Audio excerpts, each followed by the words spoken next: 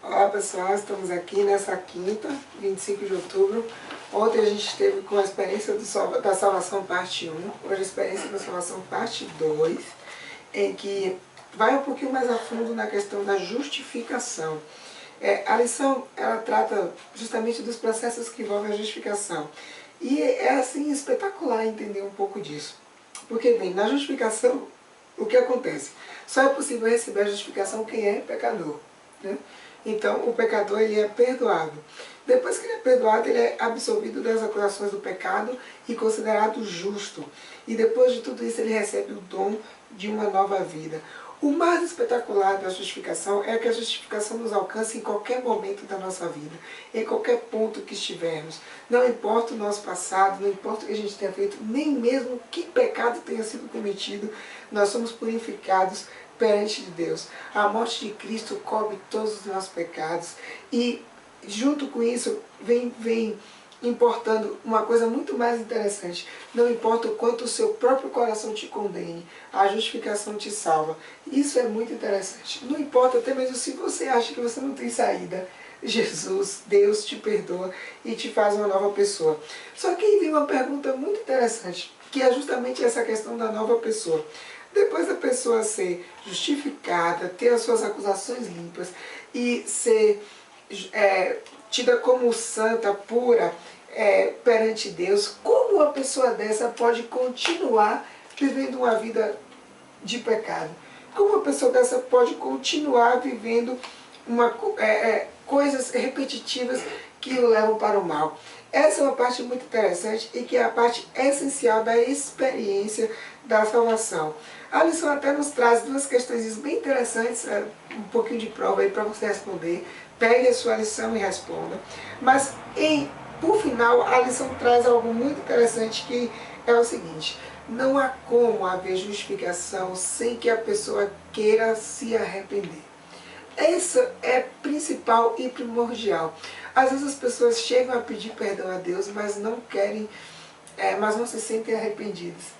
Isso é interessante. A pessoa pede perdão a Deus, mas o que é realmente o arrependimento? É a pessoa se constranger pelo pecado que cometeu e lutar ao máximo para não cometê-lo. Isso é arrependimento de verdade. Só que tem pessoas que têm pedido perdão a Deus, mas não têm lutado para não cometer mais os seus pecados. E aí se torna algo muito, muito interessante, que é a chamada graça barata, que é quando você apenas quer receber o perdão de Deus, mas você não quer viver o arrependimento. E isso é muito interessante. A experiência da salvação vem para nos dizer isso. Você só recebe a justificação, você só é puro, limpo, justificado perante Deus se você se arrepender dos seus erros. É isso aí. O título da lição de Jó é o seguinte: tornando-se um filho de Deus.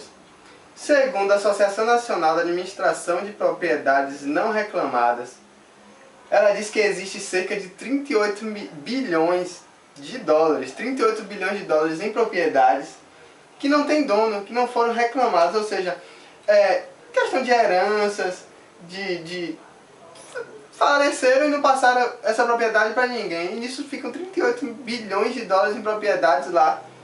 Isso aqui é nos Estados Unidos, sem dono. Você vai para analisar que uma propriedade dessa pode ser sua? Rapaz, bora procurar saber, né, Não, tô pensando. Mas você sabia que tem uma herança muito maior, que nós podemos estar tomando posse, que está à nossa disposição, que nós precisamos estar assim, correndo atrás para conseguir? Olha o que está escrito aqui, ó, em Efésios 1, 4 e 5. Antes da criação do mundo, Deus já nos havia escolhido para sermos dele, por meio da nossa união com Cristo, a fim de pertencermos somente a Deus e nos apresentarmos diante dele sem culpa. Por causa do seu amor por nós, Deus já havia resolvido que nos tornaria seus filhos por meio de Jesus Cristo, pois este era o seu prazer e a sua vontade. Que herança, hein, pessoal? Que herança, que oportunidade de ter a salvação, de viver eternamente com Cristo. Essa é a herança que está à nossa disposição, nós só precisamos tomar posse. Assim como no website dessa instituição, tem lá os procedimentos que nós devemos tomar, nós, ó, como se fosse minha propriedade, que devem ser tomados para que assumam, para que os donos dessa propriedade tomem posse. Assim também nós temos a Bíblia que nos traz passos, né, para tomarmos rumo a posse dessa herança. A primeira é a questão de crer nele, crer em Jesus Cristo, esse que está nos concedendo esta herança.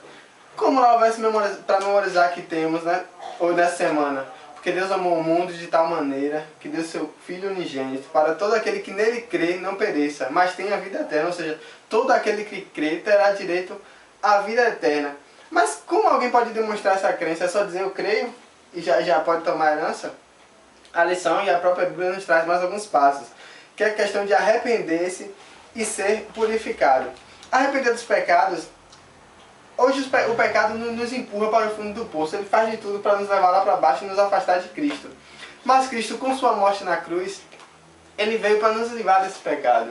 Ele permite que nós tiremos esse pecado de sobre nós e possamos nos aproximar dele. Então cabe a nós estar decidindo lutar contra esse pecado e estar demonstrando, como o Gêbel falou, buscando não pecar mais, para podermos estar assim nos aproximando mais de Cristo. E um passo muito importante a ser dado, demonstrando essa crença, é a questão do batismo.